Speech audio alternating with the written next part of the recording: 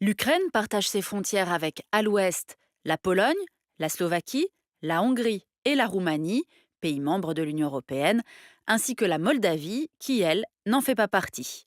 Au nord, la Biélorussie, et bien sûr la Russie à l'est avec près de 2000 km de frontières communes. Au sud, le pays est bordé par la mer Noire et par la mer d'Azov. Peuplé de 44 millions d'habitants environ, son territoire est un peu plus grand que la France. Kiev, sa capitale, est située sur le Dniepr, le fleuve qui traverse le pays. Alors à présent, on va regarder la carte des langues. Elle divise l'Ukraine entre d'une part l'ouest et le centre du pays, les habitants y parlent très majoritairement l'ukrainien, et d'autre part le sud et l'est où l'on parle russe, et plus particulièrement dans certaines régions ou oblasts comme la Crimée, qui compte 90% de russophones, et les régions de Lougansk et Donetsk au nord-est. Alors maintenant, on va remonter dans le temps, on va remonter au milieu du 8e siècle, date à laquelle le russe, ou État de Kiev, est fondé par des vikings, les Varegs. Vladimir le Grand se convertit au christianisme en 988. La Sainte Russie est née. Au XIe siècle, cette principauté slave est à son apogée. Centre culturel et religieux, il s'étend de la Baltique à la mer Noire et contrôle les routes commerciales. C'est le plus puissant État d'Europe. Bien des siècles après cet âge d'or, le russe de Kiev demeure dans l'imaginaire russe le berceau de la nation. Alors à présent, voyons la situation au milieu du XVIIe siècle. En 1667, le territoire ukrainien actuel est déjà sous influence multiple. La rive droite du Dniepr, à l'ouest, appartient à la République des deux nations polonaise et lituanienne, tandis que la rive gauche et Kiev, à l'est, est sous domination du Tsarat de Russie.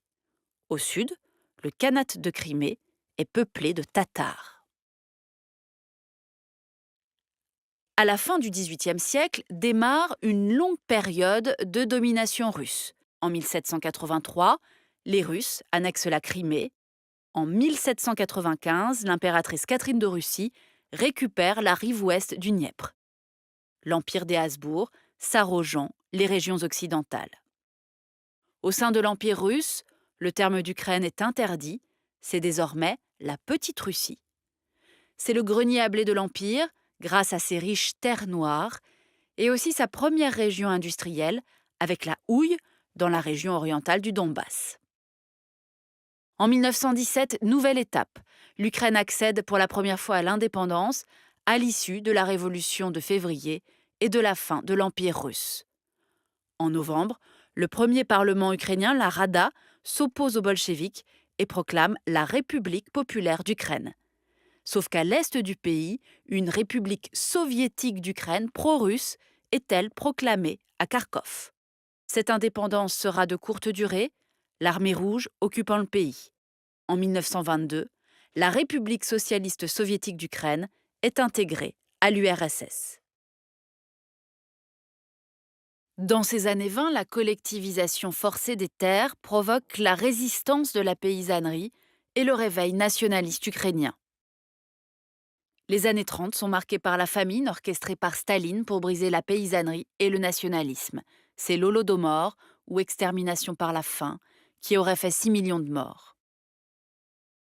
Pendant la Seconde Guerre mondiale, le territoire ukrainien s'est étendu à l'ouest au détriment de ses voisins, la Pologne, la Roumanie et la Tchécoslovaquie.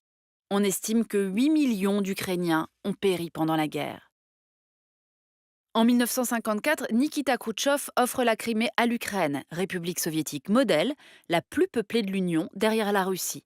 Après-guerre, l'Ukraine occupe en effet une place centrale dans l'économie de l'URSS. Elle produit un quart de la production agricole soviétique et les mines de fer de Krivoy Rog et le charbon du Donbass alimentent en acier le complexe militaro-industriel. Quand en 1991, le régime soviétique s'effondre, l'Ukraine devient de nouveau indépendante, même si elle demeure dans l'orbite de la Russie.